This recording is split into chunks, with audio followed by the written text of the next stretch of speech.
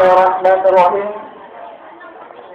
Yang saya muliakan para dewan guru dan yang kami cintai para santri dan santriwati. Assalamualaikum warahmatullahi wabarakatuh.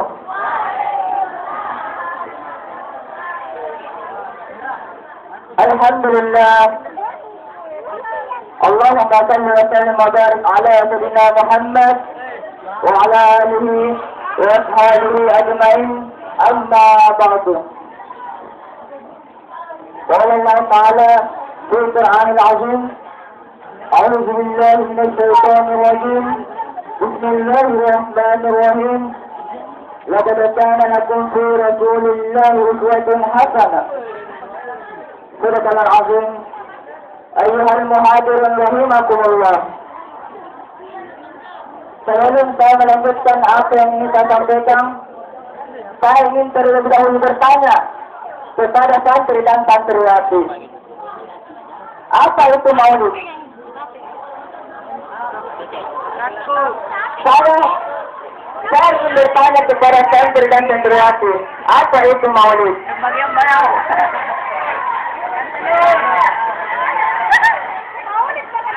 Jangan sampai kita datang di tempat ini, tapi kita tidak tahu apa tujuan dari maulid tersebut. Kalau ada yang bisa jawab, saya kasih telur satu ember.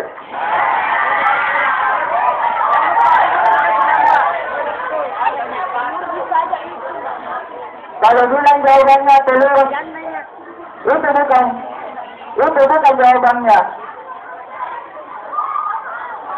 Maulid adalah memperingati hari kelahiran Nabi Sallallahu Alaihi Wasallam dengan berpegang bahwa kita harus mengikuti Nabi Sallallahu Alaihi Wasallam.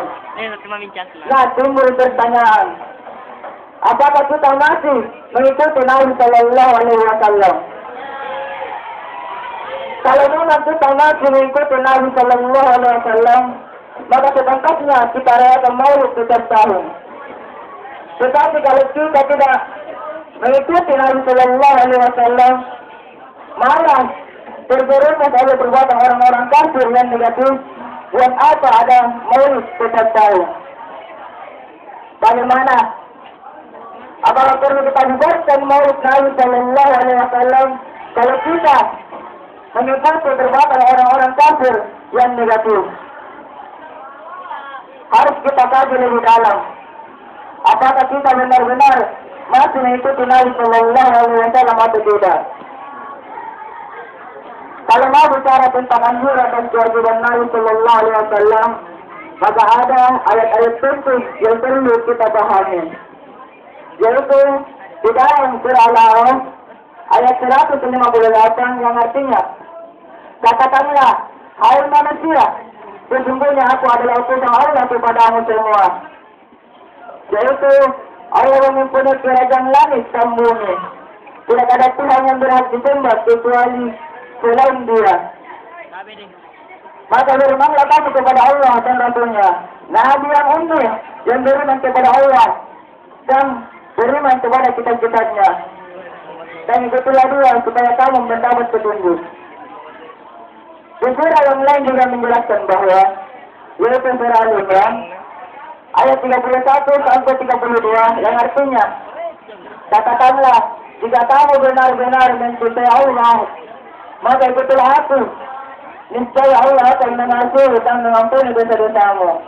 Sesungguhnya Allah Maha Pengampun lagi Maha Penyayang. Katakanlah, taatilah Allah dan Rasulnya. Jika kamu berpaling, maka sesungguhnya Allah tidak menyertai orang-orang yang kafir. Ayuhal muhadirin rahimakumullah. Selanjutnya, mari kita menganalisa perbuatan kita sehari-hari yang mengaku sebagai pengikut Nabi Sallallahu Alaihi Wasallam.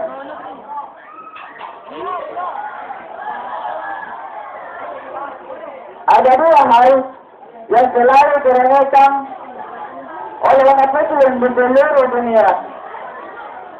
Yang pertama tentang salat.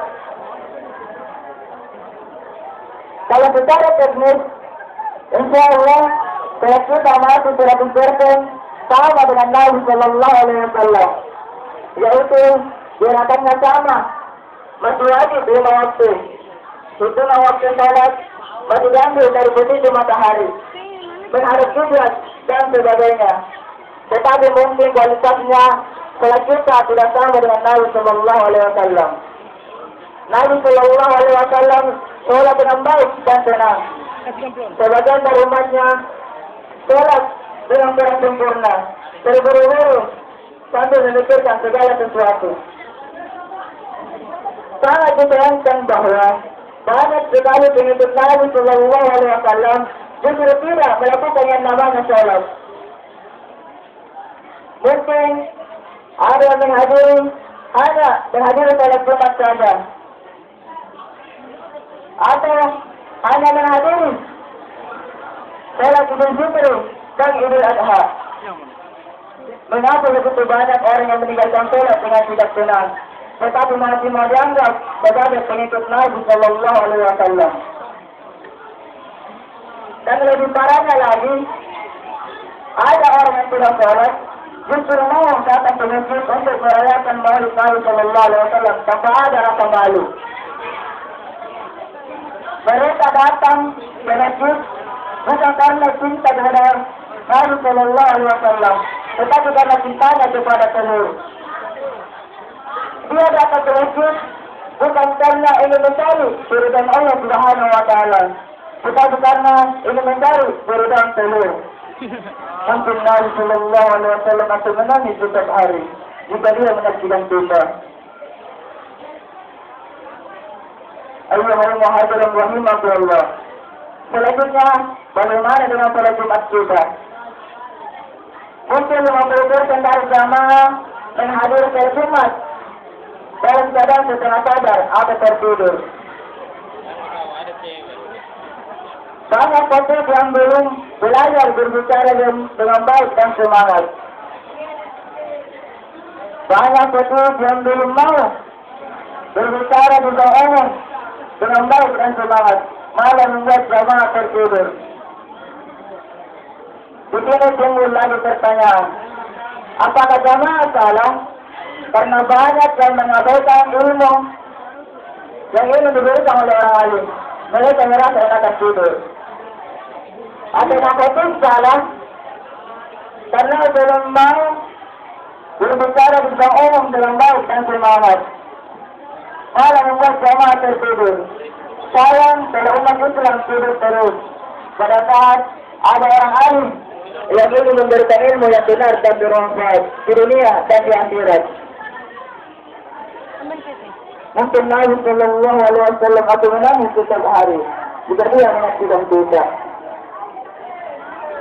Ada guru pernah berkata, dalam penelitian hampir 30% anak santri dan santriwati sholatnya bagaikan kilat, bukan main, bukan banget.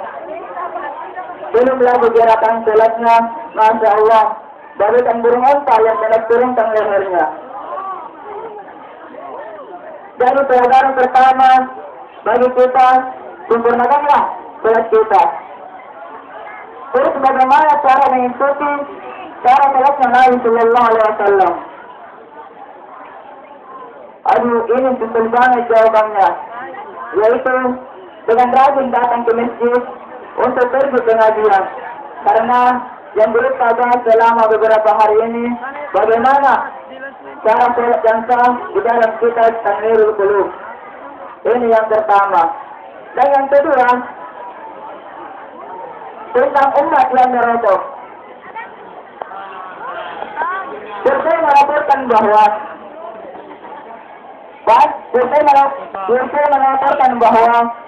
hampir 80-90% pria dan wanita di Indonesia merokok. Dan tentu saja mayoritas dari mereka adalah orang Muslim. Apakah Nabi Sallallahu Alaihi Wasallam juga merokok? Apakah ini sunnah Nabi atau tidak? Belum. Banyak orang Islam yang sudah sehat akibat berbagai penyakit dan kanker dari rokok. Banyak orang yang wafat dengan cepat akibat berbagai macam penyakit. Sedangkan anak dan istrinya tidak diperhatikan. Jadi, sebagai kesimpulan dari ceramah saya, tidakkah kita ingin melihat umat Islam maju seperti pada waktu Nabi Sallallahu Alaihi Wasallam masih hidup? Kalau masih mau, masih buka caranya, yaitu menyebarkan amal ma'ruf dan menghapuskan nahi munkar. Apapun misalnya itu, apalagi kita ini adalah anak pesantren. Mungkin ini yang saya sampaikan, yang lebihnya mendoakan. Wallahu a'lam bishawab. Assalamualaikum warahmatullahi wabarakatuh.